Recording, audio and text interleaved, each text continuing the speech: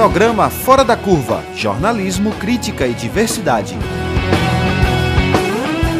Olá e bom dia para você que é ouvinte da Rádio Universitária, a nossa rádio pública. Quem fala aqui é Bruno Nogueira, eu sou professor no Departamento de Comunicação da Universidade Federal de Pernambuco. E quem me acompanha hoje no estúdio é Bruno Galindo, que é professor de Direito Constitucional na Universidade Federal de Pernambuco e também um dos conselheiros estaduais da Ordem dos Advogados do Brasil aqui no estado. E também João Paulo Alain, ele é professor de Direito Constitucional e Filosofia do Direito na Universidade Católica e também na UFPE, e é coordenador da pós-graduação de Direito da Unicap, né, e líder do grupo de pesquisa em estudos constitucionais. E foi notícia ontem em todos os jornais do país, a Associação dos Juízes Federais do Brasil informou que vão fazer uma paralisação no próximo dia 15 de março. É uma resposta à votação que acontece dia 22, convocado pela ministra Carmen Lúcia, para decidir se juízes têm direito ou não a auxílio residência.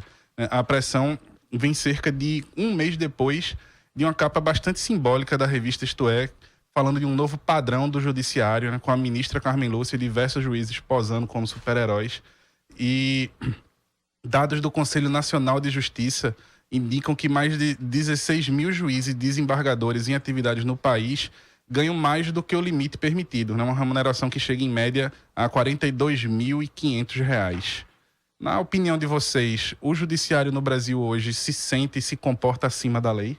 A Constituição de 88, ela criou um regime de autonomia para cada um dos poderes, de forma que cada poder viabiliza a sua própria pauta orçamentária, cria o seu orçamento. Com o tempo, isso terminou provocando uma espécie de euforia por auxílios, né? E hoje a gente tem, em cima do salário, em cima, enfim, dos vencimentos dos magistrados, a gente tem uma infinidade de auxílios que são conhecidos aí por penduricários. E sobre o auxílio moradia especificamente, também é importante aqui pontuar o seguinte: ele nasceu na história do Brasil a partir da transferência da capital do Rio de Janeiro para Brasília. Primeiro com os deputados e senadores que justificadamente diziam que não podiam manter a casa em Brasília e também onde eles moravam, por isso nasceu o auxílio. Depois isso foi transferido para os militares e depois também para os juízes. A questão desses auxílios, ela remonta a uma mais ampla, que é a própria questão da destinação orçamentária. Há um mito, inclusive, criado a partir dessa perspectiva de que o servidor público, de um modo geral, ele ganharia muito, ele seria marajá ou qualquer coisa desse tipo, e que não é uma verdade, né? Na verdade, a maioria dos servidores públicos não ganham isso sequer de salário, né? Que dirá como auxílio, né? Então, num país que tem, por exemplo, uma diferença de parece-me que quase 30 vezes entre o salário médio da população e o salário dos magistrados, isso considerando exatamente essa média que você pontuou. Enquanto essa média em países da Europa, por exemplo, ela é de 4 vezes, né, a renda média da população. Mas isso é fora de propósito, inclusive, não é? Chega a ser algo que parece que o judiciário não entendeu o momento de crise, inclusive econômica, né, de propostas de reforma de previdência, propostas de reforma trabalhista aprovada, todos esses problemas, e parece que o judiciário não compreendeu que a sua remuneração ela está dentro de um contexto republicano também.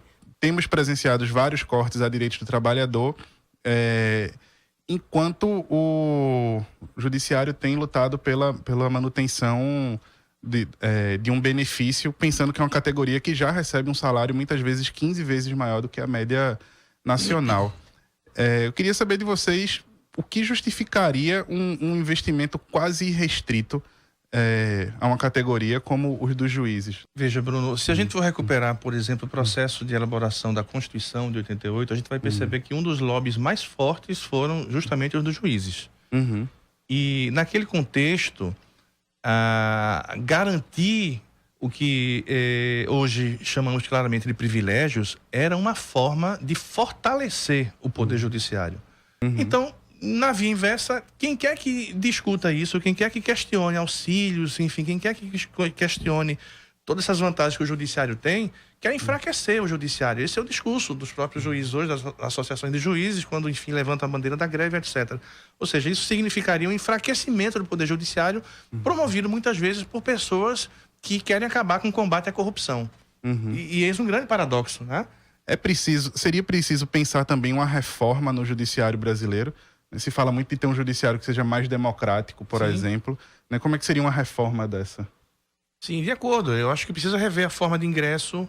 Esse modelo do concurso, ele favorece um segmento muito claro e específico de pessoas que têm acesso à educação de qualidade, que pode pagar, enfim, cursinho por ano, ser mantido por pais, pela família. Então, a ideologia que está subjacente a esse modelo de pensamento, por mais que as pessoas sejam bem intencionadas, mas o que acontece é que, no final das contas, o modelo não favorece uma decisão que seja minimamente condizente com a pluralidade e a complexidade do Brasil.